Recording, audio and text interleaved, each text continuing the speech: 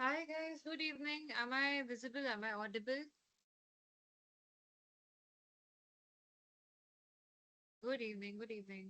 हाय। कल आप लोगों का लास्ट क्लास है। ये वैसे फ्राइडे को खत्म हो जाना चाहिए था बट बीच में एक दो क्लास का मिसहैप्स हो गया सो लाइक 2 दिन खिंच गया। सो ठीक है, if I am visible and I am audible then I start the class. मेरे को एक बार कंफर्म कर दो चैट में।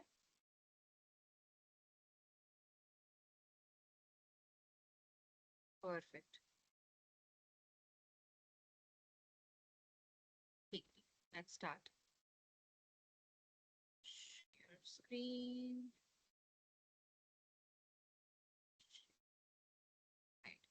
Okay, I hope my screen is visible. Chat में यस लिख देंगे अगर स्क्रीन दिख रही है तो।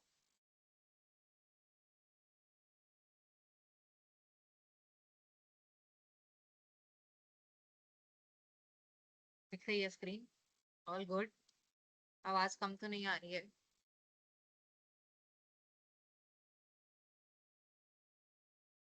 क्या हो गया, आज कोई टाइप करने के मूड में नहीं है? Is my screen visible guys, yes और नो? हैंड रेज चेक मेरे को ऑप्शन नहीं है मैम क्या? चैट का ऑप्शन नहीं आ रहा है। अच्छा, चैट का ऑप्शन ही नहीं आ रहा आज। That's very weird. चल कोई नहीं, अनम्यूट का तो आ रहा है। अनम्यूट कर देना, कोई डाउट हो तो मेरे को रोक देना बीच में पढ़ाते हुए, ठीक है? मैं पढ़ाना शुरू करती हूँ बाकी। तो बेसिकली हमें आज ये पीपीटी कंप्लीट करनी है जो हमने उस दिन शुरू करी थी। एंड देन कल हमारी लास्ट पीपीटी होगी। कल वाली पीपीटी में बेसिकली रिवीजन ही होगा, नथिंग न्यू। तो आज हम ये पीपीटी कंप्लीट करते हैं। हम बेसिकली इंश्योरेंस के टॉपिक पे थे। इससे पहले हमने काफी कुछ पढ़ लिया था, ठीक है? तो let's start this today. Current slide. ठीक है, तो हमने बेसिकली बात करी थी कि इंश्योरेंस होती क्या है और हमें लेनी क्यों चाहिए। तो हम यहाँ पे पढ़ते हैं पहले क्या लिखा हुआ है। A small regular payment made today for financial protection tomorrow. इसका हमने वैसे बात कर ली थी, मैंने एग्जांपल्स भी दे दिए थे बट एक और एग्जांपल ताकि आपको और क्लियरली समझ आ जाए। तो बेसिकली हमें कंपनीज इंश्योरेंस क्यों प्रोवाइड करती हैं, आप ये पूछ सकते हो कि कंपनी को क्या फायदा होगा हमको इंश्योरेंस प्रोवाइड करके। हैं, हम तो थोड़े थोड़े थोड़े थोड़े पैसे देंगे, उनको क्या फायदा होगा, वो क्यों हमें बड़ी पेमेंट देने को तैयार होते हैं? तो बेसिकली इसका कंसेप्ट आता है कि रिस्क मिटिगेशन का कंसेप्ट आता है। तो इसको हम एक छोटे तरीके से समझते हैं कि मान लीजिए कि आप एक घर में रह रहे हैं, ठीक है? और आप मान लीजिए कि उस एरिया में 1000 घर है, ठीक है? अब क्या है, मान लीजिए कि ऐसा होता है कि हर साल, ठीक है, ऐसा होता है, मान लीजिए कि हर साल किसी ना किसी का घर जो होता है वो जल जाता है, जल के राख हो जाता है, किसी ना किसी का घर, है ना? तो अब इस चीज को अवॉइड करने के लिए कि वो घर आपका ना हो, या हो भी तो आपको इतना भारी नुकसान ना हो, क्योंकि घर जो होता है, घर बनने में कितना टाइम लगता है, कितना पैसा लगता है, राइट? कितनी हमारी एक्टिव इनकम, कितनी हमारी एक्टिव एनर्जी लगती है।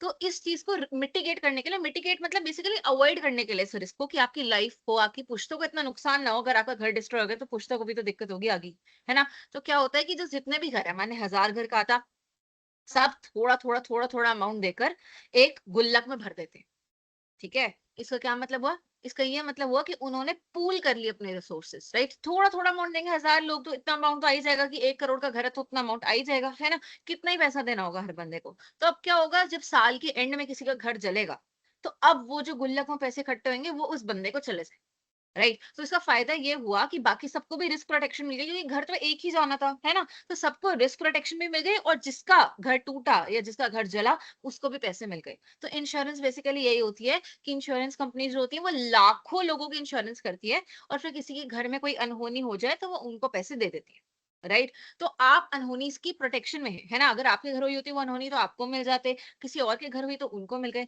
मैंने उस दिन हेलमेट का भी एग्जाम्पल दिया था जो हम दोबारा पढ़ेंगे। अब मान लो आपने एक बहुत महंगा हेलमेट खरीदा, बहुत महंगा, मतलब आपने 5000 रुपए का हेलमेट खरीद लिया, ठीक है? आप हेलमेट पहने, आप घूमने चले गए।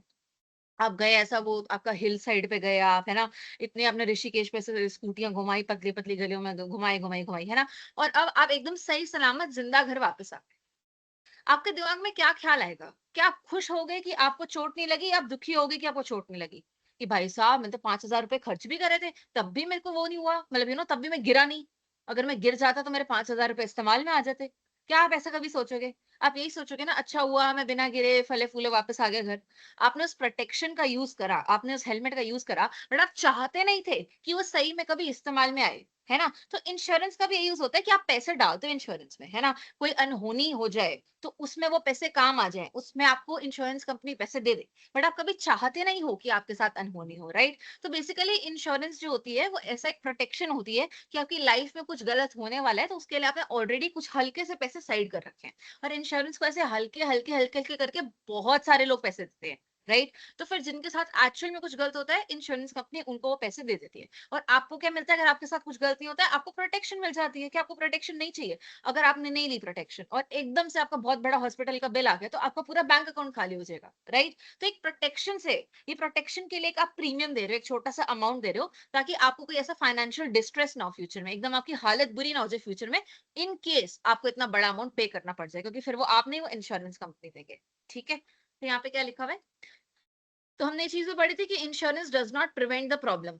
आपको फिर भी एक्सीडेंट तो हो ही सकता है, आपका आपने हेलमेट पहना हुआ था इसका ये मतलब तो नहीं है, बट हेलमेट के चक्कर में आपके सिर को डैमेज नहीं आएगा, राइट? तो आपका डैमेज बहुत कम हो जाएगा, ठीक है? मान लेते हैं आपको जो भी है, आपको हॉस्पिटल वगैरह जाना पड़ गया, राइट? आप हॉस्पिटल गए तो आप वहाँ पे आपका टाइम खराब हुआ, आपको बॉडी में पेन हुआ, आपको दवाइयाँ खानी पड़ी, but end of the day आपको फाइनेंशियल स्ट्रेस नहीं हुआ, क्योंकि आपकी पैसों का ख्याल इंश्योरेंस कंपनी ने रख लिया, राइट? हेलमेट का भी वही सीन है कि आपको सिर को डैमेज नहीं हुई, बाकी बॉडी को डैमेज चाहे हो जाए, बट जो सबसे इंपॉर्टेंट पार्ट है वो बच गया, राइट? तो इंश्योरेंस की वजह से ऐसा नहीं है कि आपका एक्सीडेंट ही नहीं होएगा या कोई ऐसा अनहोनी ही नहीं होएगी, बट होएगी तो आप फिर भी उसमें फाइनेंशियली प्रोटेक्टेड रहेंगे, right? Insurance reduces the financial burden, at least आप उस तरीके से स्ट्रेस फ्री रहेंगे कि मेरा हॉस्पिटल रहने का बहुत ज्यादा बिल नहीं आ जाएगा, right? Why it matters? It ensures that an unexpected emergency, है ना? अनहोनी तो ना चाहते हुए ही होती है ना, ऐसा तो नहीं होता आपको पता होता है कि हाँ इस दिन मेरा एक्सीडेंट होने वाला है, ज्योतिष तो नहीं है, राइट? इसलिए पैसे साइड करके रखते हैं कि ऐसा कुछ हो ना जाए, इसलिए पैसे साइड करके रख लेते हैं कि हुआ तो काम आ जाएंगे, राइट? ठीक है, हमने ये पढ़ ली थी उस दिन स्लाइड भी, आगे चलते हैं। ये हमारी 3 टाइप्स ऑफ मेजर मेजर यही होती हैं, बहुत सारी टाइप्स ऑफ इंश्योरेंस होती है, मेजर यही होती है। उस दिन मैंने आपको उसका भी एग्जांपल दिया था कि एक शिप है, शिप में तेल जा रहा है, एकदम से शिप एक बड़े से पानी के पत्थर से आइसबर्ग से टकरा गई बड़े से, और उसमें एकदम से छेद हो गया, तो शिप भी टूट गई, ऑयल भी निकल गया, पैसे कौन देगा? जिस बंदे की वो शिप थी उसका हजारों करोड़ों का नुकसान हो गया, उसके पैसे कौन देगा? तो लोग ऐसा शिप की इंश्योरेंस करवा के जाते हैं, है ना? कि हमारी शिप पे बाई चांस कोई अटैक ना हो जाए, अटैक भी होते थे ना, आपने देखा होगा पायरेट वाली जो मूवीज होती थी, इतने कार्टून्स आते थे पहले, है ना? शिप पे अटैक हो गया या शिप ऐसे आइसबर्ग से टकरा गया, राइट? तो उसमें लोग भी होते हैं कई बार शिप में, तो उनके घर वालों को भी कॉम्पेंसेट करना पड़ता है, राइट? तो इसलिए इंश्योरेंस लोग कराते हैं ताकि वो अनहोनी से बच सके, कि उनके अनहोनी में बहुत ज्यादा पैसे जाने से अच्छा थोड़े थोड़े पैसे वो रेगुलरली देते रहे, ताकि वो बड़े रिस्क से बचे, राइट? तो जैसे जो इंश्योरेंस प्रीमियम वगैरह होता है, प्रीमियम वर्ड यूज करते हैं इसके लिए, मैं बार बार वर्ड यूज कर रही हूँ, इसको प्रीमियम कहते हैं, राइट? तो ऐसा होता है कि लोग है ना अपने अकाउंट में वो कर लेते हैं कि हर महीने मेरे अकाउंट से 5,000 निकल जाएंगे, या हर साल मेरे अकाउंट से 25,000 निकल जाएंगे, राइट? तो वो रेगुलर थोड़ा थोड़ा पेमेंट करते रहते हैं, जिससे कुछ बड़ी अनहोनी बाय चांस होने को आई तो वो बच जाती है, राइट? और अगर अनहोनी नहीं होती है तो आपको पैसे वापस नहीं मिलते हैं, बट इसका ये मतलब नहीं है कि आपके पैसे खराब हो गए। आपको टेंशन से बचाया उन पैसों ने, कि आपके साथ लाइफ में कभी कुछ गलत नहीं हुआ, मतलब इट्स लाइक गलत हुआ भी तो उसकी उनको फाइनेंशियल डिस्ट्रेस की आपको वैल्यू मिल गई, राइट? तो एक टेंशन से बचना बहुत बड़ी चीज है, आप इस चीज को समझें, बहुत ध्यान से समझें। कि मैंने आपको पहले बताया था कि आपके घर में मान लीजिए किसी को हार्ट अटैक आ जाता है, राइट? और आपके पापा ने जितने भी पैसे बचाए हैं, आपको सारे पैसे वहां पे लगाने पड़ गए,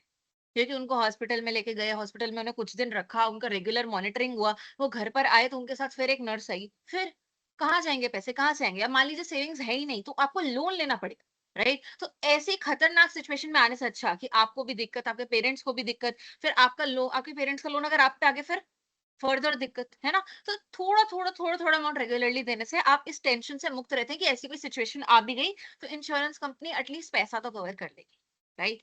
चलो ये पढ़ते हैं, 3 कैटेगरीज क्या लिखी हुई है। पहले लिखा हुआ है हेल्थ इंश्योरेंस। हेल्थ इंश्योरेंस का क्या पर्पस लिखा हुआ है? Covers medical expenses, hospital admissions, surgery, dengue. Example क्या लिखा हुआ है? Father suddenly need surgery, insurance page the heavy hospital bills, protecting family and savings. तो बेसिकली एक तो इंश्योरेंस में ना बहुत सारे फैक्टर्स होते हैं, बहुत सारे, मतलब जैसे इंश्योरेंस में अगर मैं थोड़ा बहुत बताऊं, जैसे मेरे फादर जो है वो खुद LIC के इंश्योरेंस करते हैं, आपने सुना होगा जिंदगी के साथ भी जिंदगी के बाद भी, सबने टाइमलाइन सुनी होगी। तो एनीवे हेल्थ इंश्योरेंस में बहुत सारी चीजें मैटर करती हैं कि जो बंदे की इंश्योरेंस हो रही है उसकी एज क्या है। मान लो उसकी एज 70 साल की है, ये 70 साल के बंदे की कोई इंश्योरेंस करेगा? उनको पता नहीं है कि ये तो किसी भी दिन हॉस्पिटल चले जाएंगे। तो इंश्योरेंस कंपनीज अपना भी नुकसान नहीं करवाती हैं, वो एकदम फिट वेल टू डू बंदे की इंश्योरेंस करती हैं, क्योंकि उन्हें भी होता है कि उनका नुकसान तो ना हो, राइट, फायदा हो ना हो, उनका नुकसान तो ना हो जाए, राइट। तो ऐसा बंदे की एज क्या मैटर करती है, बंदे की हेल्थ कैसी है वो मैटर करता है, राइट। तो बंदे का इनकम क्या है, वेट क्या है, हाइट क्या है। अगर हेल्थ इंश्योरेंस कर रहे हैं तो वेट हाइट देखेंगे ना, तभी देखेंगे बंदा हेल्दी है कि ओवरवेट है ना।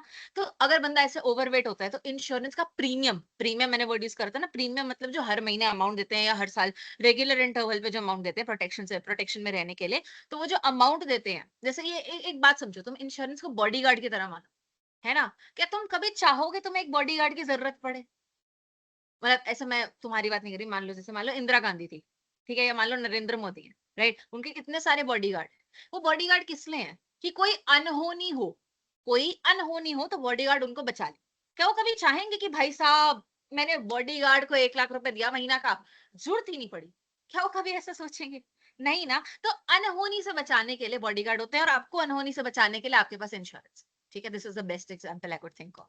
ठीक है, तो एनीवे हेल्थ इंश्योरेंस बहुत चीजों पे डिपेंड करती है ना, आपकी इनकम पे डिपेंड करती है, आपके वेट हाइट पे डिपेंड करती है आपकी शादी हुई है कि नहीं हुई है, कई बार जैसे प्रेगनेंसी में इश्यूज आ जाते हैं। तो बहुत सारे फैक्टर्स होते हैं, है ना। फिर हेल्थ इंश्योरेंस इस चीज पे भी डिपेंड करती है कि आपने सामने वाले को सच बताया है कि नहीं। मान लो किसी को टाइफाइड है और वो अपने हेल्थ इंश्योरेंस करवा देता है ये बोल के कि भाई साहब मैं तो बिल्कुल ठीक हूँ, मेरे को तो कोई दिक्कत ही नहीं है ना। तो बहुत सारी चीजों पे इंश्योरेंस डिपेंड करती है, राइट। आप किसी कंपनी का पार्ट बनेंगे ना, कंपनी आपको खुद से हेल्थ इंश्योरेंस प्रोवाइड कर देगी, अच्छी कंपनी चाहती है कि उनके एम्प्लॉयज का भला हो, राइट। तो बहुत सारे फैक्टर्स डिपेंड करते हैं जिसके बेसिस पे हेल्थ इंश्योरेंस होती है, ठीक है। और हेल्थ इंश्योरेंस के नाम से ही समझ आ रहा है कि ना चाहते हुए कोई अनहोनी हो जाए, जैसे कोई डेंगू हो गया, किसी को ट्यूबरकुलोसिस, किसी को कैंसर वगैरह कुछ भी हो जाए, तो ये चीज आप प्लान तो नहीं करते हैं कि ये लाइफ में हो सकती है, होने वाली है, राइट। तो कोई अनएक्सपेक्टेड ऐसी इमरजेंसी आती है तो सारे हॉस्पिटल के बिल्स, बिफोर हॉस्पिटलाइजेशन के भी बिल्स जो होते हैं ब्लड टेस्ट वगैरह के, और आफ्टर हॉस्पिटलाइजेशन के भी जो ब्लड टेस्ट और पिल्स के बिल होते हैं थोड़े बहुत टाइम तक, वो दोनों कवर करते हैं, राइट। तो pre hospitalisation bills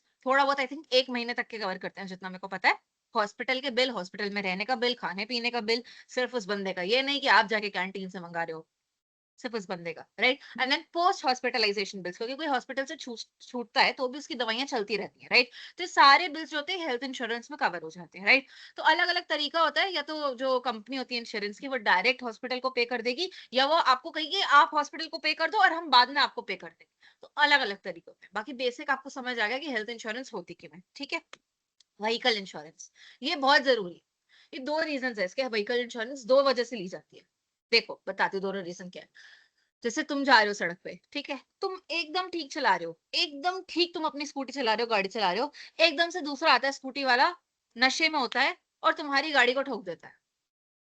what now?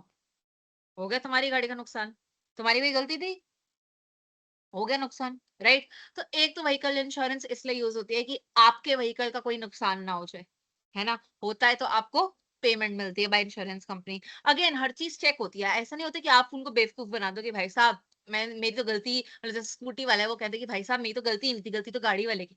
ऐसा नहीं, एवरीथिंग इज चेक, उनके पास ऐसा पूरे फॉरेंसिक एक्सपर्ट्स होते हैं ना, वो देखते हैं कि किसकी गलती थी किसकी नहीं थी, अकॉर्डिंगली वो डिसाइड करते हैं कि हमको इसके पैसे देने नहीं देने, राइट। तो व्हीकल इंश्योरेंस में दो टाइप की आती है, एक तो ये कि आपके खुद के व्हीकल को कोई नुकसान ना हो जाए, राइट, आपका कोई एक्सीडेंट ना हो जाए। एक दूसरी आती है third party insurance.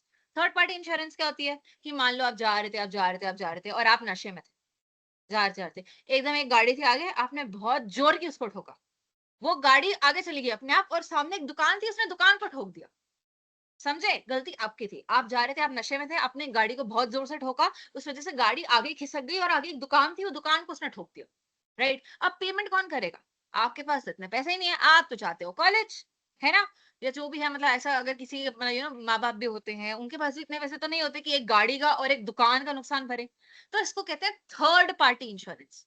Third party insurance मतलब बेसिकली कोई और, ये क्या हो रहा है, स्लाइड से हो जाती है, राइट, किसी और को नुकसान हो जाए आपकी वजह से, right. Second third party basically, first party second party third party, basically तुम ये समझ लो कि थर्ड पार्टी होता है कि किसी और को भी नुकसान हो जाए आपकी वजह से, तो पैसे भरेगा कौन, क्योंकि आपके पास तो बहुत बहुत बार ऐसे केसेस होते हैं कि पैसे हैं ही नहीं, है ना? कोई एक स्कूटी वाला है, कोई एक गाड़ी वाला है, ज़रूरी तो नहीं है कि उसके पास इतने पैसे होंगे कि वो गाड़ी की रिपेयर का भी दे देगा और फिर उसके बाद वो दुकान की रिपेयर का भी दे देगा, राइट? तो व्हीकल इंश्योरेंस में 2 टाइप के डैमेजेस कवर होते हैं। एक आपका खुद का व्हीकल और एक अगर आप किसी और का नुकसान करते हो तो, है ना? नॉट नेसेसरीली सिर्फ किसी और का व्हीकल। अगर आपने डायरेक्ट गाड़ी को लेके दुकान घुसा दिया तो वो भी थर्ड पार्टी इंश्योरेंस है, राइट? तो 2 टाइप की इंश्योरेंस इसमें कवर होती हैं। एक आपका खुद का एक्सीडेंट होता है और आपके व्हीकल को कुछ डैमेज होती है, या फिर थर्ड पार्टी इंश्योरेंस की और किसी तीसरे इंसान का आपने नुकसान कर दिया। कहते हैं ना कोई तीसरा इंसान, किसी तीसरे इंसान का आपने नुकसान कर दिया तो उसको भी पैसे मिल जाएँगे, राइट? अगेन ये बहुत सारी चीज़ों पर डिपेंड करता है। वो आपकी हिस्ट्री देखेंगे कि आपको मान लो ड्रिंक एंड ड्राइव पे चलाना है, तो वो कंपनी आपको इंश्योरेंस देगी ही नहीं कि आपको तो ड्रिंक एंड ड्राइव पे चलाना है, आप तो ये नशे करते ही रहते हो। मेरी मत मारी गई है, मैं आपको वो इंश्योरेंस दूँ, है ना? तो बहुत सारे फैक्टर्स पे इंश्योरेंस भी डिपेंड करती है ना? आगे यहाँ पे क्या एग्जांपल लिखा हुआ है, college scooter is damaged in a crash, insurance covers the expensive repair cost. Correct, correct. कोई आप कॉलेज जाते हैं और आप कॉलेज जाते हैं तो आपके पास इतने पैसे तो होते नहीं है कि आप अपनी गाड़ी को, अपने स्कूटर को संभाल सकें। लोग नई नई गाड़ियां लेते हैं, उनको बहुत डर लगता है कि हमने इतनी महंगी गाड़ी ली है, कोई हमारा नुकसान ना कर जाए, है ना? क्योंकि जो महंगी महंगी गाड़ी होती है उनका रिपेयर भी बहुत महंगा होता है, तो इसलिए वो जरूर व्हीकल इंश्योरेंस लेते हैं कि वो ये नहीं सोचते कि हम किसी का नुकसान कर देंगे, है ना? ये दोनों इंश्योरेंस क्लब होके आती है, अलग-अलग नहीं आती कि आप किसी और के नुकसान की अलग इंश्योरेंस है और हमारा नुकसान हो जाए तो अलग इंश्योरेंस है। नहीं, तो दोनों इंश्योरेंस साथ में आती हैं, एक पैक की तरह आती है, अलग नहीं हो सकती, राइट? तो एनीवे आप कॉलेज जाते हैं, आपके पास ऑब्वियसली इतने पैसे नहीं होते हैं, तो अगर आप किसी का नुकसान कर दें या आपका नुकसान हो जाए तो insurance company will take care of it in exchange for a premium. ये वर्ड मैंने पहले भी यूज़ करा है। प्रीमियम मतलब जो अमाउंट आप अपने आप को इंश्योर करने के लिए रेगुलरली पे करते हो, उसको प्रीमियम कहते हैं। ठीक है? अभी तीसरा आता है लाइफ इंश्योरेंस। लाइफ इंश्योरेंस आ गया हमारा ज़िंदगी के साथ भी, ज़िंदगी के बाद भी। इसमें 2 टाइप की इंश्योरेंस आती है। आपने सुना भी होगा, एक होती है इसमें टर्म इंश्योरेंस होती है और एक नॉर्मल लाइफ इंश्योरेंस होती है। मैं दिखाती हूँ। ये वाली, राइट। एक प्योर प्रोटेक्शन वाली होती है, एक ये वाली होती है। मैं बताती हूँ इसका क्या है। मैं पानी पी लूँ, इसका फ़र्क मैं बताती हूँ। आपने सुना होगा डेफिनिटली।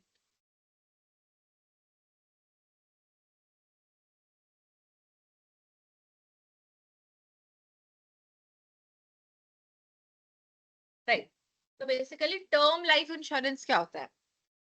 ये ऐसी इंश्योरेंस पॉलिसी होती है कि आपने इंश्योरेंस कंपनी को, मान लीजिए इसमें मेरे ख्याल से वन टाइम पेमेंट ही होता है कि आपने इंश्योरेंस कंपनी को मान लीजिए कुछ 50,000 रुपए या 1 लाख रुपए दे दिए। ठीक है? अब इससे क्या होगा?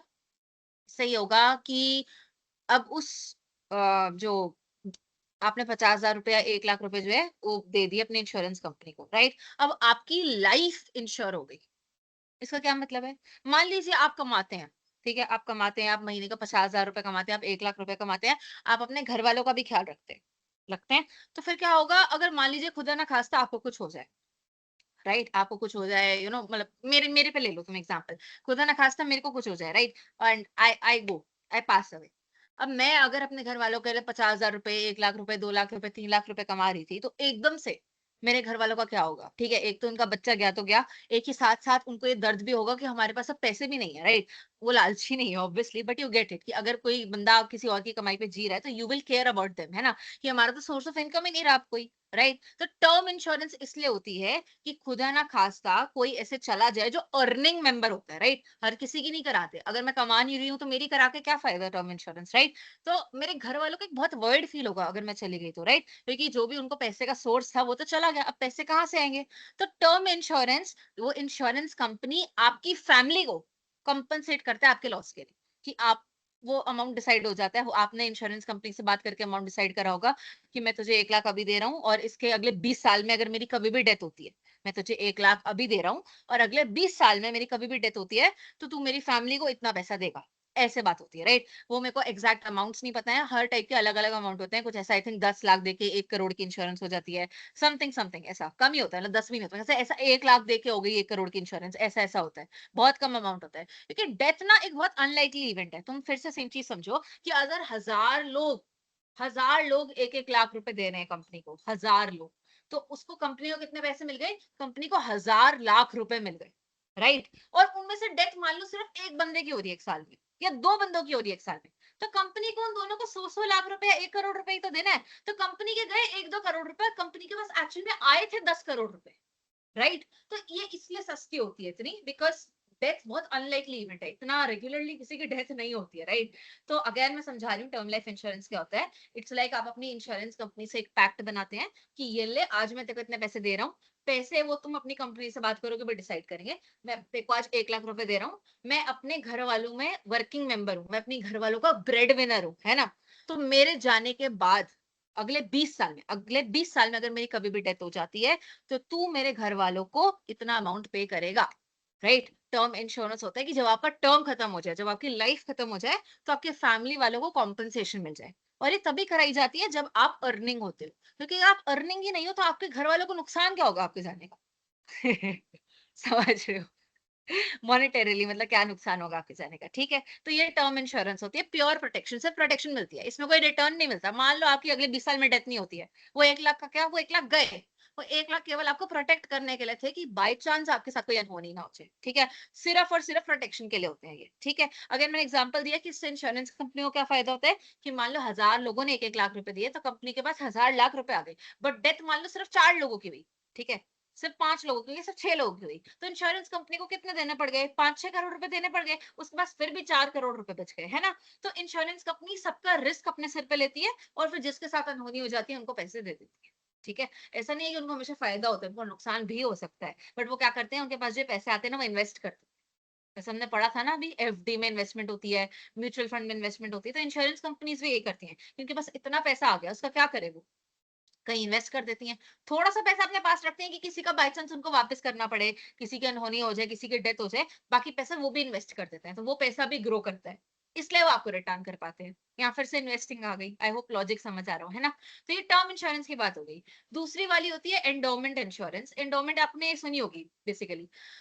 एलआईसी भी यही है, ज़िंदगी के साथ भी, ज़िंदगी के बाद भी। तो इसमें क्या होता है बेसिकली कि लोग कहते हैं कि हमें नहीं चाहिए कि हमने पैसे दिया आपको 1 लाख रुपए और वो चले जाएँ, वो हवा में उड़ जाएँ, हमें नहीं चाहिए। हमको तो पैसा वापस भी चाहिए। ये सबसे बकवास चीज़ है करनी वैसे, बट फिर भी सुन लो।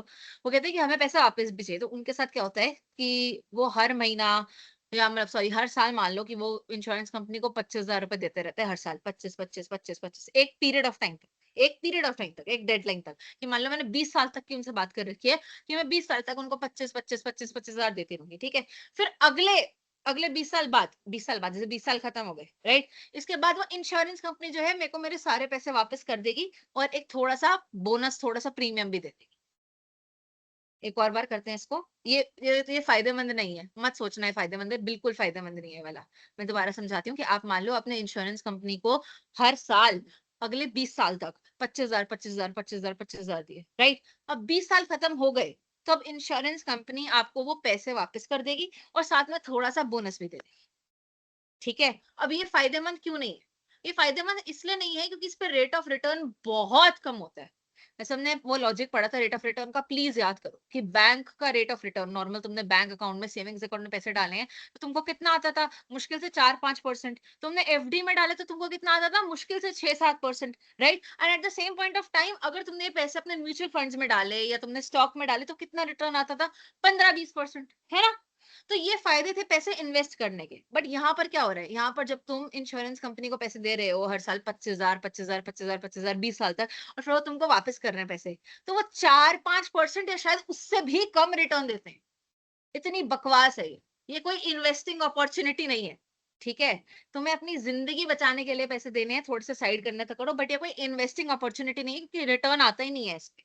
तुम कंपनी को पैसे देते हो हर साल 25,000, 25,000, 25,000, 20 साल तक। 20 साल बाद वो तुम्हारे 25 इंटू 20 वापस करेगा, और मुश्किल से सिर्फ 3-4% उस पर वो रिटर्न देगा।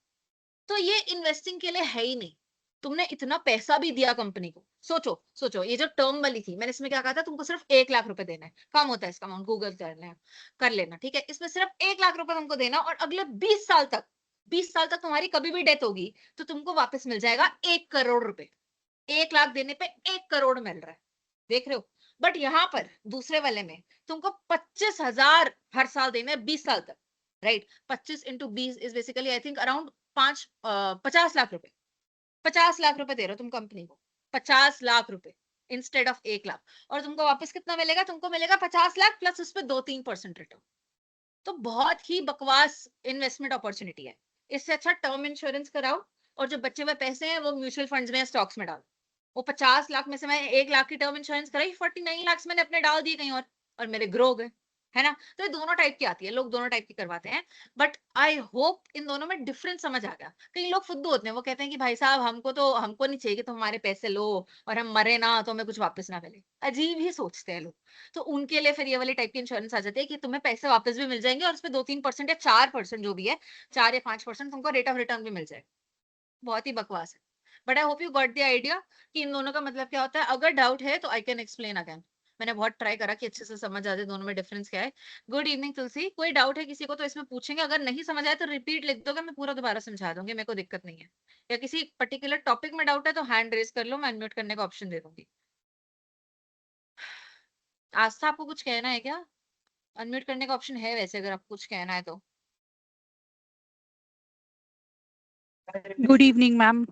वो गुड एक्चुअली इवनिंग उसी आस्था। टाइम, हाँ वो उस टाइम ही बोल रही थी मैम कि ना वो चैट नहीं हो पा रहा है ज्वाइन। अच्छा अच्छा, अभी भी नहीं हो पा रहा है? नहीं अभी भी नहीं हो पा रही है। अच्छा अच्छा। गाइस, आप में से किसी को भी डाउट है और चैट नहीं चल रहा है जो मेरे को बता रहे हैं सब, तो आप हैंड रेज कर लो, फिर अनम्यूट करके पूछ लो। नहीं, अगर नहीं कर रहे हो तुम लोग हैंड रेज तो मैं समझ लूंगी कि तुमको क्लियर है, बट अगर रिपीट भी करना है तब भी हैंड रेज कर दो, मैं रिपीट भी कर दूं कंसेप्ट, किसी को कोई भी डाउट हो तो।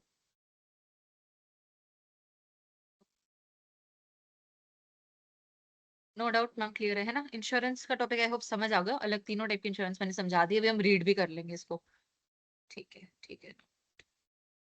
गाइस, मेरी इंग्लिश ज्यादा तो नहीं हो जाती, मेरे को एक्चुअली फीडबैक मिला कि मैम इंग्लिश में बहुत ज्यादा पढ़ाती है भाई, मतलब मैं तो ट्राई करती हूँ मैं मिक्स करके पढ़ाऊँ। बट बता देना अगर तुमको बाई चांस ऐसा लगता हो तो।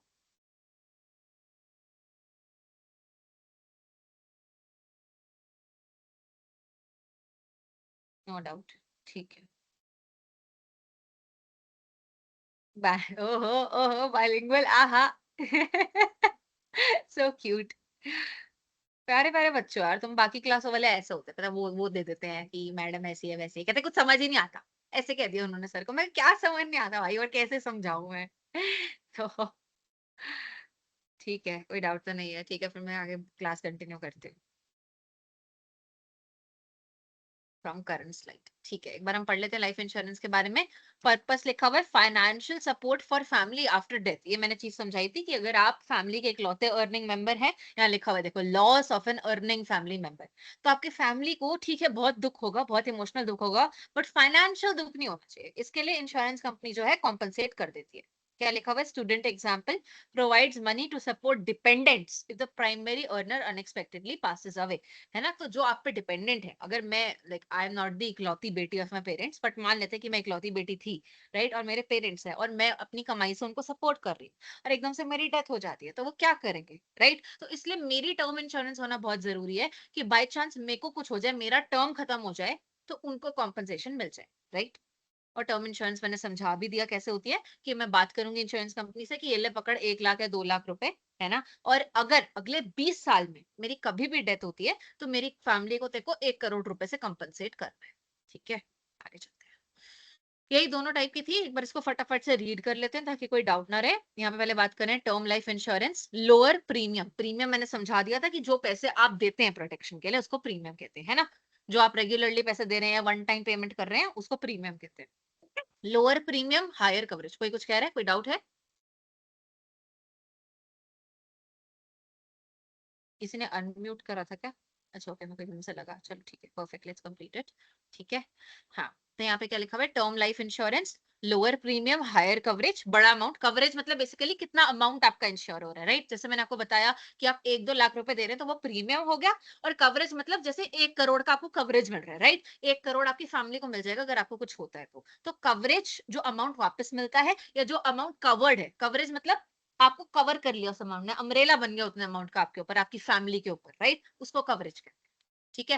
Family receives money only if the insured passes away. अगर डेथ होती है उसी केस में पैसा मिलता है, वरना वो 1-2 लाख रुपए चला जाता है। ठीक है। No money return if they survive. ये बताया था मैंने, अगले 20 साल में अगर डेथ नहीं होती है तो वो पैसा गया, right? This is like a helmet, this is like a bodyguard, right? ये सिर्फ जरूरत, जब जब ज्यादा दिक्कत के टाइम होता है, जब इमरजेंसी होता है, केवल तभी काम।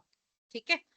एनालॉजी, ये वही हेलमेट वाला एग्जांपल यहाँ पर आ गया कि हेलमेट में, आपने हेलमेट पहन के आप ये नहीं सोचते हो कि मेरा एक्सीडेंट हो जाए और हेलमेट काम आ जाए। आप सोचते हो कि भगवान ना करे अगर एक्सीडेंट हो गया तो हेलमेट काम आ जाए। ठीक है, आगे चलते हैं। Endowment insurance, protection plus savings, higher premium, ज्यादा पैसा देना पड़ता है, जैसे मैं कहती हूँ हर महीने 25,000, हर साल 25,000, 20 साल तक, है ना। Combines protection with long term savings, savings मिलती है 4%, 3, 4 या 5% का ज्यादा ज्यादा रिटर्न मिल जाता है, but at the same point of time ये रिटर्न बहुत बकवास है। इसमें से थोड़े से पैसे आप टर्म इंश्योरेंस में लगा दो और बाकी आप अपने एफडी में, म्यूचुअल फंड्स में या एफडी आरडी इन सब में लगा दो। ठीक है, if the person survives a maturity amount is return, ये हमने बात करी थी। इसमें भी वही होता है कि अगर बाई चांस इसमें भी पर्सन की डेथ हो जाए एंडोमेंट इंश्योरेंस में, तो उसकी फैमिली को भी कवरेज मिल जाता है, राइट। तो मतलब वो टर्म इंश्योरेंस तो करते ही करते हैं, बट अगर बंदा बच जाता है तो बाकी अमाउंट वापस मिल जाता है, राइट। एक और बार मैं ये चीज बोल रही हूँ कि एंडोमेंट इंश्योरेंस में आपकी लाइफ की प्रोटेक्शन तो इंक्लूडेड है ही है। मान लीजिए आपने एंडोमेंट इंश्योरेंस लिया और आपकी डेथ हो जाती है, तो जैसे टर्म इंश्योरेंस में पैसे वापस मिल जाते थे ना 1 करोड़ रुपए, वो मिलेंगे ही मिलेंगे। बट अगर डेथ नहीं होती है ना, क्योंकि हमारा कंसर्न था कि डेथ नहीं होती तो पैसों को क्या होगा, तो अगर डेथ नहीं होती है तो वो पैसे जो आपने दिए थे कंपनी को, इंश्योरेंस कंपनी को, वो वापस मिल जाते हैं विद 4 to 5% रिटर्न। अगेन मैं इसका एग्जांपल देती हूँ कि अगर आपने वही आपका, मान लीजिए आपकी यहाँ पे भी 1 करोड़ की थी इंश्योरेंस, यहाँ पे भी आपकी इंश्योरेंस 1 करोड़ की थी, राइट। आप हर साल 25,000, 25,000, 25,000 दे रहे हैं। आपने मान लीजिए 10 साल तक दिए, ठीक है, 20 नहीं आते हैं, 25 लाख रुपए आपने दे दिए। इंस्टेड ऑफ 1 लाख आपने 25 लाख रुपए दे दिए, राइट। अब मान लीजिए इस 10 साल में आपकी डेथ हो जाती है, तो आपकी आपकी जो आपकी फैमिली है उनको 1 करोड़ रुपए मिल जाएगा। जैसे हमने टर्म इंश्योरेंस में बात करी थी कि डेथ होने पे 1 करोड़ रुपए मिलता है, वैसे यहाँ पे भी डेथ होने पे आपको वो 1 करोड़ रुपए मिल जाएगा।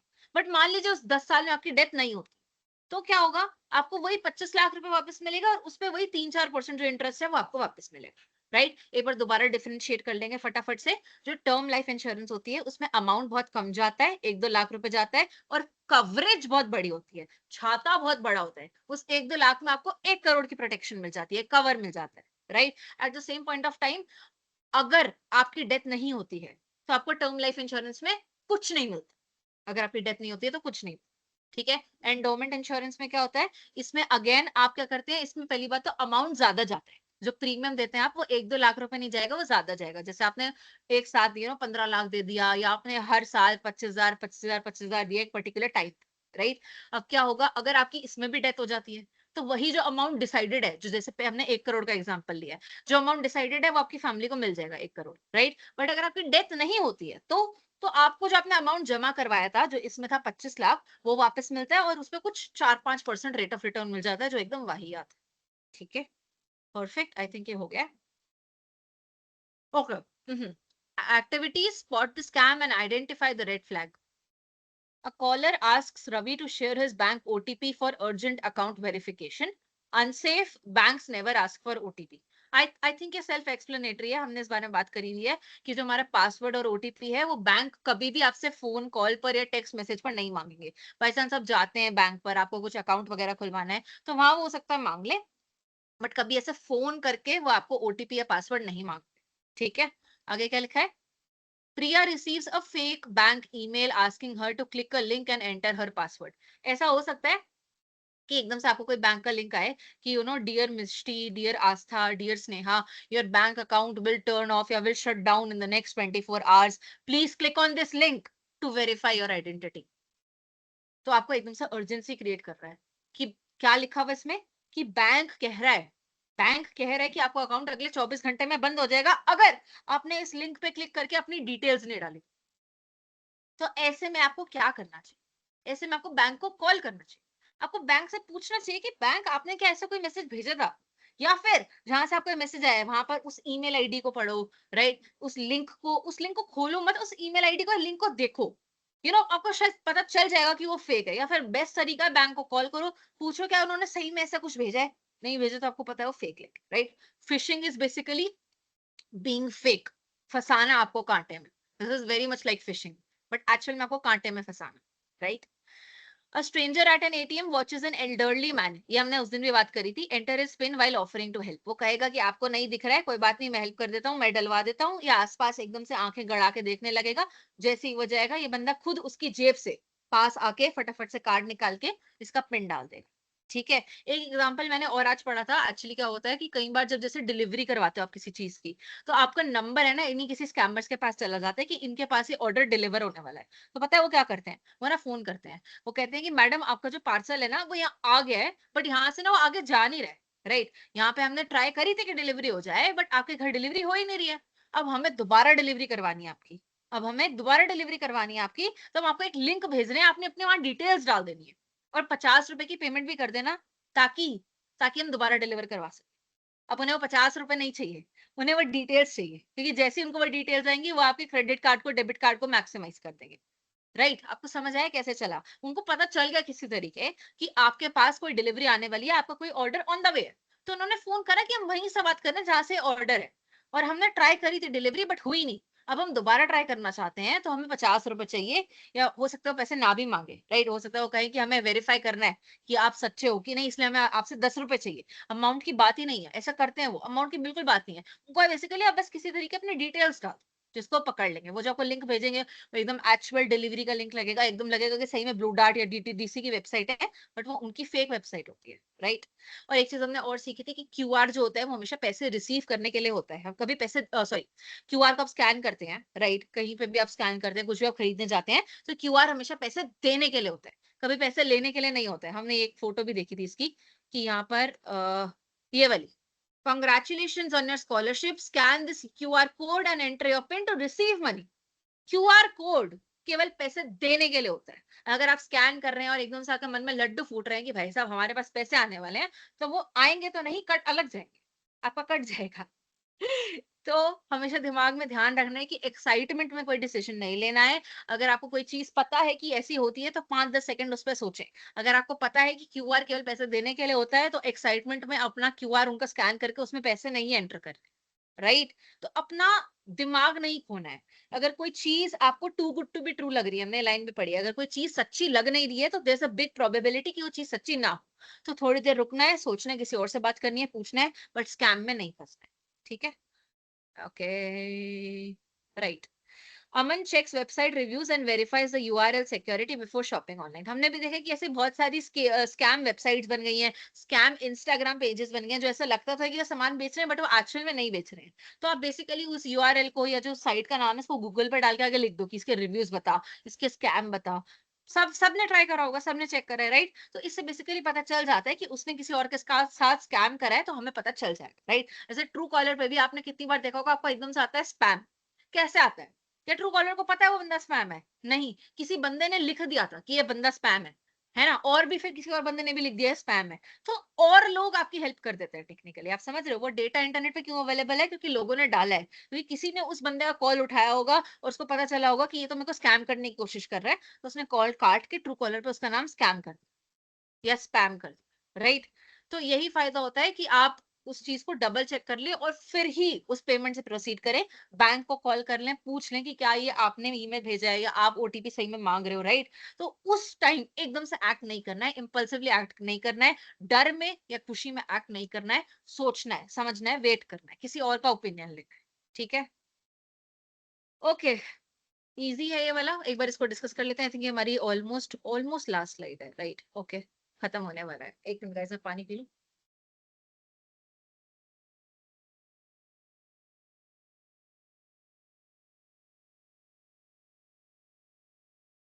तो यहाँ क्या लिखा है? Why do smart people still fall for digital scams? तो बेसिकली स्मार्ट पीपल की बात नहीं है, बात ये है कि एकदम से अगर आपको मैसेज आता है ना कि आपको स्कॉलरशिप में 1 लाख रुपए मिल रहा है, या एकदम से आपको मैसेज आता है कि आपका अकाउंट जो है अगले 24 घंटे में बंद हो जाएगा, है ना। तो डर और खुशी हर इंसान में सेम होती है, राइट। तो एकदम से अर्जेंसी में जब वो उस डर या खुशी पर एक्ट करता है, तो उसका नुकसान हो सकता है, राइट। तो इसमें स्मार्ट होने में, फुद्दू होने की कोई बात ही नहीं है। बस एक छोटी सी बात है कि आपको शांत होना है ना। आपको घबराना नहीं है, आपको वेट करना है कि आपके दिमाग की सोचने समझने की शक्ति वापस आए, और फिर आप उस चीज के बारे में सोच सके। ठीक है? Why is an OTP extremely sensitive and how does it work like a key? तो आपको पता है वन टाइम पासवर्ड जो होता है वो बेसिकली वन टाइम होता है, जो आपके नंबर पे आता है, राइट। तो बेसिकली अगर कोई आपका अकाउंट हाईजैक करने की कोशिश भी कर रहा है और आपने उसमें 2 फैक्टर ऑथेंटिकेशन लगा रखा है कि सिर्फ पासवर्ड ही नहीं, ओटीपी भी डालो, तो आपका फायदा क्या होता है कि वो ओटीपी आपके नंबर पे आएगा, जो नंबर आपने रजिस्टर कर रखा है, राइट। तो कोई स्कैमर आपका पासवर्ड निकाल भी ले, वो आपके फोन में, आपके सिम कार्ड में नहीं घुस सकता, राइट। तो इसलिए एक्सट्रीमली सेंसिटिव है, क्योंकि इसकी वजह से टू फैक्टर ऑथेंटिकेशन भी ब्रेक हो सकता है, राइट। आपने दो तरीके से लगा दिया कि आपने पासवर्ड भी लगा दिया कि पासवर्ड भी डालना पड़ेगा, ओटीपी भी लगाना पड़ेगा। तो ओटीपी बहुत सेंसिटिव होता है, क्योंकि ये सिर्फ आपके ही फोन में आता है, आपकी डिवाइस में आता है, राइट। इसलिए मना करते हैं किसी और को नहीं देना है, क्योंकि किसी और को क्या काम आपके डिवाइस में जो ओटीपी आ रहा है उससे, राइट। तो ये हमेशा हमेशा अगर कोई आपसे ओटीपी मांग रहा है, पासवर्ड मांग रहा है, तो वो स्कैम ही होता है, राइट। पासवर्ड कोई आपका बाई चांस किसी तरीके हैक करके कोडिंग करके निकाल भी ले, ओटीपी कोई नहीं निकाल सकता, क्योंकि वो आपके नंबर पे आएगा, राइट। ओटीपी 4 डिजिट 6 डिजिट कुछ भी हो सकता है, कितना भी हो सकता है, तो वो कोई गेस नहीं कर सकता, राइट। पासवर्ड गेस करने वाले बैठे हैं, ओटीपी कोई गेस नहीं कर सकता। तो इसलिए ओटीपी बहुत सेंसिटिव होता है, और आपको पता होता है कि ये टाइम बाउंड भी होता है। तो आपको ये तब भी देना चाहिए जब एकदम से आपको ट्रस्टेड हो जिसको आप दे रहे हैं, राइट। ऐसे नहीं देना चाहिए। If someone survives an entire term insurance policy duration, was the insurance still useful? Why? ये हमने बहुत अच्छे से पढ़ा है कि हेलमेट इसलिए होता है कि अनहोनी होते हुए हम बच जाए, राइट। इसलिए नहीं होता है कि हमारे साथ तो अनहोनी होनी ही चाहिए थी, राइट। बॉडीगार्ड क्यों होता है? बॉडीगार्ड इसलिए होता है कि कोई अनहोनी हो तो बॉडीगार्ड हमें बचा ले। इसका ये मतलब नहीं कि हम सोचते हैं कि भाई साहब इस महीने बॉडीगार्ड को सैलरी क्यों दी, कुछ हुआ तो नहीं मेरे साथ, राइट। तो इसका फायदा ये होता है कि आपके मन से जो डर है कि अगर मेरे साथ कुछ हो गया तो उसका फाइनेंशियल इम्पैक्ट कितना बड़ा होगा, है ना, उस डर से आप बच जाओगे, राइट। ये उसका फायदा होता है अगर आप सरवाइव भी कर जाते हो। और अगर आप सरवाइव नहीं, अगर आप सरवाइव भी कर जाओ तो ये इसका फायदा होता है। अगर आप सरवाइव नहीं करते हैं तो आपके फैमिली को इतना बड़ा रिटर्न अमाउंट मिल जाता है, राइट। अगर आप ब्रेड विनर हो घर के, अगर आप घर के लिए सैलरी कमाते हो, तो आपकी फैमिली को उसके लिए कॉम्पनसेट कर दिया जाए, right. How does a small emergency fund reduce your daily stress as a student? तो इस चीज के बारे में तो हम कितनी बार बात कर चुके हैं कि अगर आप थोड़ा थोड़ा अमाउंट साइड रखते हैं, और एकदम से आपके लैपटॉप की स्क्रीन में क्रैक आ जाता है, तो आपके पास इतने पैसे होते हैं कि आप उस क्रैक को रिपेयर करवा लें, आप उस स्क्रीन को, उस डिस्प्ले को रिपेयर करवा लें। मैं एक दिन पार्क में जॉगिंग कर रही थी, एकदम से फोन मेरी जेब से गिर गया, डिस्प्ले टूट गया फोन का। अब मेरे पास पैसे ना हो फिर क्या होगा? मेरे को अपने पेरेंट्स से पैसे मांगने पड़ेंगे, राइट। हो सकता है वो मना कर दें, वो कहते हैं हम तो नहीं दे रहे पैसे, तू तो पूरा दिन फोन पे लगी रहती है। क्या होगा मेरा? है ना? तो ऐसी दिक्कतें आए, ऐसा मान लो कि तुम घर के पास नहीं रहते हो, राइट, और एकदम से घर पे कोई अनहोनी हो जाए और तुमको इमरजेंसी ट्रेन पकड़ के घर जाना पड़े, फिर कहाँ से आएंगे पैसे? सेव करे हुए होंगे तब भी आएंगे, राइट। एकदम से कोई अर्जेंट एकदम फॉर्म सबमिशन आ गया और तुमने सारे पैसे महीने के पार्टी में उड़ा दिए। अब तो इमरजेंसी फंड होना इसलिए बहुत ज़रूरी है, क्योंकि ऐसी कोई भी अनहोनी हो सकती है जिसके बारे में आपको नहीं पता, और हमें हर चीज़ के लिए प्रिपेयर्ड रहना है। ठीक है? ओके, इसका एक बार स्क्रीनशॉट ले लेंगे। ये आपको करना है और आपको एक ग्रेडिंग के लिए सबमिट करना है, आपको पता होगा ये। मेरा आपसे कोई अभी डिमांड नहीं, क्योंकि मेरे को पता है क्लास बहुत अटेंटिव है, सब मेरी बात सुनते हैं, तो मेरे को ऐसे अलग से असाइनमेंट कराने की कोई ज़रूरत नहीं है, बट ऑब्वियसली ग्रेडिंग के लिए आपको ये कराना पड़ेगा, तो इसका फोटो ले लेंगे। And this is the last slide. Small habits shape your future. तो plan the small money. Budgeting today prevents panic tomorrow. हमने इसके बारे में पढ़ा था। बजटिंग क्या होता है बेसिकली, हमने ये भी पढ़ा था कि हम साल के स्टार्टिंग में, महीने के स्टार्टिंग में महीने का बजट बनाते हैं, जिसमें हम देखते हैं कि हमारे पैसे कहाँ कहाँ से आ रहे हैं, कहाँ कहाँ खर्च हो सकते हैं, कौन सा खर्च हमारा जरूरी है, कौन सा खर्च हमारी चाह है। फिर हम ट्राई करते हैं कि हम चाह को थोड़ा सा कम कर दें, ताकि हम फ्यूचर के लिए सेविंग कर पाए, राइट। और हमने एक चीज और सीखी थी कि सेविंग जो होती है वो प्लान्ड होती है, लेफ्ट ओवर नहीं होती है। मतलब सेविंग को हमें महीने के स्टार्टिंग में ही अलग कर देना चाहिए, राइट। जितनी बड़ी चादर होती है उतने पैर पसारते हैं, तो हमें स्टार्टिंग में ही चादर को काट देना चाहिए, राइट। 10,000 रुपए हैं, पहले ही 2-3 हजार कम कर दिए, हटा दिए, अब बच्चे ही 7-8 हजार रुपए हैं, तो इसमें ही महीना काटना पड़ेगा, कुछ भी हो जाए, राइट। तो बजटिंग की वजह से हमारे पैसे सेविंग होती है, सेविंग होती है तो हमारे फ्यूचर पैनिक प्रिवेंट होता है, और फ्यूचर फाइनेंशियल गोल्स भी अचीव होते हैं। ठीक है। Filter the noise, separate your needs from your wants. अभी मैंने समझाया कि अपनी जरूरत और अपनी चाह को अलग करें, समझें क्या चीज जरूरी है और क्या चीज चाह है, ताकि आप बस अपनी चाह पर थोड़ा कंट्रोल कर सकें। बस यही रीजन है। ठीक है। Protect your journey, use the stop think verify mindset. ये बहुत सारी चीजों के लिए स्टॉप थिंक वेरीफाई, सिर्फ इसके लिए नहीं है कि हैकर्स आपके इमोशंस को टारगेट करते हैं, ये इंपल्सिव शॉपिंग के लिए भी है, कि आपका एकदम से मन कर रहा था कुछ खरीदने का और आपने नहीं खरीदा। आप रुके, आपने सोचा क्या आपको इसकी जरूरत है? अच्छा, जरूरत नहीं है। क्या आपके अकाउंट में इसके लिए पैसे भी है? ऐसा ना हो कि आपने अभी खर्चे और अगले 4 दिन आपको तंगी हो जाए, राइट। तो रुक कर सोचना आपको हर जगह स्मार्ट बना। तो असली स्मार्ट इंसान वही होता है जो अपने इमोशंस पर एक्ट नहीं करता है, जो एकदम से खुश, एकदम से पागल नहीं हो जाता है, एकदम से परेशान नहीं हो जाता है, रुक कर सोचता है कि उस सिचुएशन को कैसे रिजॉल्व कर सकते हैं। ठीक है। बिल्डिंग अ सेफ्टी नेट, ये भी हमने समझा कि 3 से 6 महीने का इमरजेंसी फंड बहुत सारी चीजों के लिए जरूरी है। खुदा ना खास्ता आपकी जॉब चली जाए, खुदा ना खास्ता आपके लैपटॉप पे क्रैक आ जाए, खुदा ना खास्ता आपका फोन गिर जाए, खुदा ना खास्ता आपको घर जाना पड़ जाए, खुदा ना खास्ता घर में किसी को हॉस्पिटल जाना पड़ जाए, राइट? तो एक इमरजेंसी फंड 3 से 6 महीने का, और एक इंश्योरेंस। कौन सी इंश्योरेंस पढ़ी थी हमने? टर्म इंश्योरेंस या हेल्थ इंश्योरेंस भी आती है इसमें। तो टर्म इंश्योरेंस, हेल्थ इंश्योरेंस, जो भी आपकी नीड को सूटेबल हो, वो टाइप की इंश्योरेंस बहुत जरूरी है, ताकि फाइनेंशियल डिस्ट्रेस, राइट? आप ऐसा नहीं कि एक्सीडेंट होगा ही नहीं, बट एक्सीडेंट होगा तो पैसे की दिक्कत नहीं है, right? That is it, that is it. आपकी क्लास आज ही खत्म हो गई है।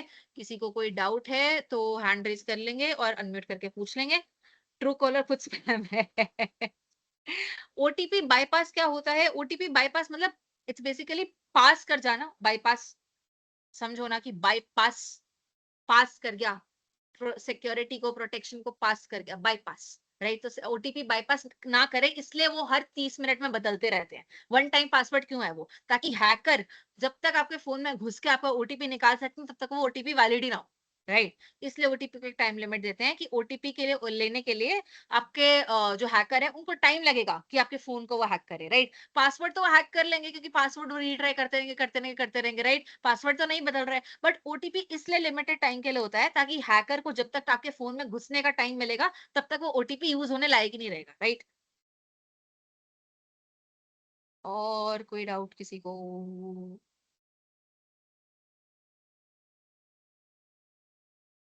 No doubt, no doubt, no doubt, no doubt, no doubt, no doubt. Screen को स्टॉप शेयर कर देती हूँ मैं। कोई डाउट है किसी को तो हैंड रेज कर सकते हैं, अनम्यूट करके डाउट पूछ सकते हैं, ठीक है?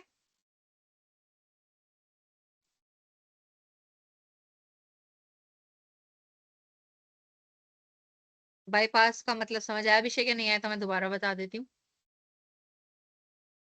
यस मैम, समझ गए। ग्रेट। आप मैम बोले कि ओटीपी सेंसिटिव होता है, कि कोई भी इसको हाँ, हैक नहीं करता, लेकिन इसको तो क्योंकि मतलब आसानी से कोई कोई टाइम हैक भी का कर लेता है ओटीपी। टाइम का कंस्ट्रेंट है ना, इसलिए कोई हैक मतलब बहुत रेयर चांस होगा। बट तुम ये चीज समझो, अगर मैं 30 मिनट, 10 मिनट, 5 मिनट, 15 मिनट का कंस्ट्रेंट दे रही हूँ, तो उतने में इतनी जल्दी 4 डिजिट नंबर या 6 डिजिट नंबर गेस करना बहुत मुश्किल है, राइट? जैसे मैंने बोला कि पासवर्ड तो तुम गेस करते रहोगे, टाइम है तुम्हारे पास, तुम अलग अलग डालते रहोगे, बट ओटीपी इतनी जल्दी गेस करना मुश्किल है, इसलिए वो टाइम लिमिट में होता है, इसलिए उसको बाईपास करना मुश्किल होता है। ट्राई करेंगे मैम हम भी कभी। ये क्यों ट्राई करना है तुम्हें? ये कैसी चाह है तुम्हारी? Thank you so much Tulsi, thank you. अभिषेक तुमने लास्ट की क्लासेस अटेंड करी है, स्टार्टिंग की भी करो, ऐसे नहीं चलता है।